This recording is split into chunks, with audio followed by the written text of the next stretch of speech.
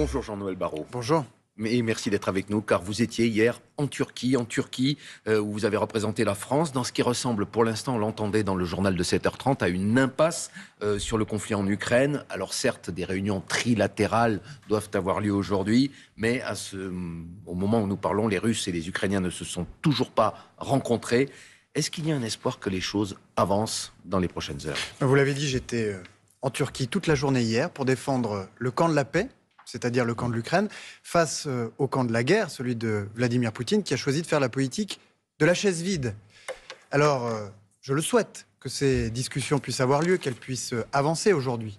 Mais j'ai peu d'espoir. D'une part parce que Vladimir Poutine a refusé de se rendre lui-même en Turquie, et d'autre part parce qu'on ne peut pas négocier sereinement sous les bombes, et qu'il convient, avant que des discussions sérieuses puissent avoir lieu, que Vladimir Poutine consente à un cessez-le-feu. Mais Monsieur Barrot, qu'est-ce qui pourrait faire évoluer la position de Vladimir Poutine et aboutir à ce cessez-le-feu que vous réclamez?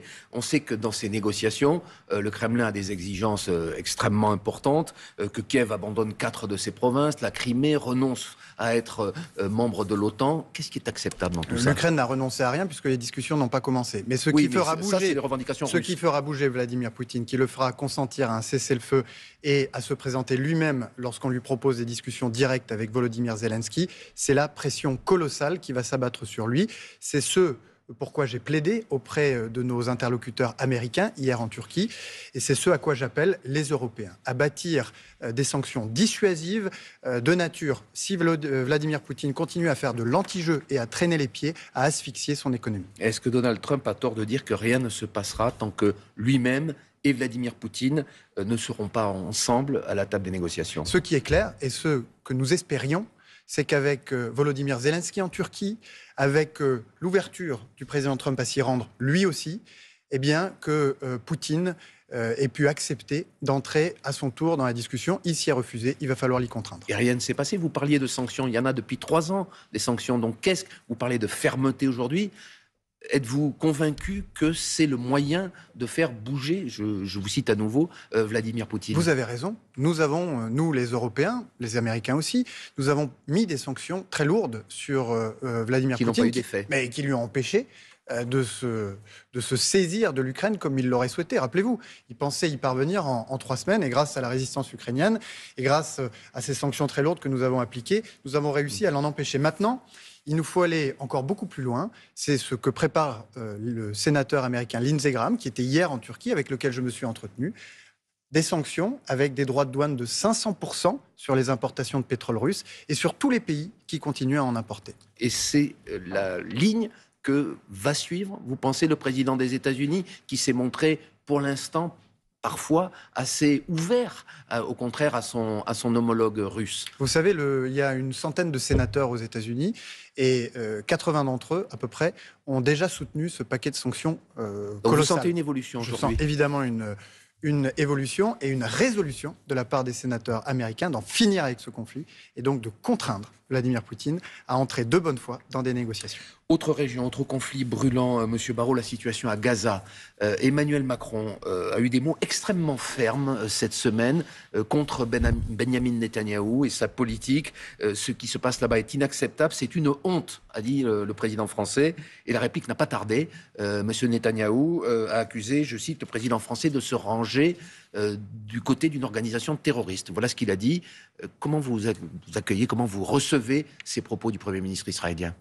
Tout ce qui est excessif est insignifiant. Le Premier ministre israélien sait parfaitement que la France, depuis le premier jour, a condamné le Hamas, qu'elle a sanctionné ses dirigeants et qu'elle appelle aujourd'hui au désarmement du Hamas, à son exclusion de la bande de Gaza, à son exclusion de toute forme de gouvernance à l'avenir. Mais dire pour que la c'était une Palestine. honte, ce n'était pas excessif par contre. Écoutez, monsieur, le Premier ministre israélien doit entendre l'appel quasi unanime de la communauté internationale, profondément choquée par la situation catastrophique à Gaza, à cesser le feu et à laisser entrer sans aucune forme d'entrave et sans délai l'aide humanitaire, l'eau, la nourriture à Gaza. Il y a 9000 enfants qui ont été accueillis dans ce qu'il reste des hôpitaux à Gaza depuis le début de l'année pour malnutrition. C'est une situation qui doit cesser parce qu'elle est inacceptable. Au-delà des mots Que pouvez-vous faire là encore? Est-ce que ce n'est pas, est-ce que ce ne sont pas les États-Unis qui ont le pouvoir d'influencer le gouvernement israélien? Est-ce que par exemple la France, l'Union européenne, peut prendre des sanctions contre l'État hébreu?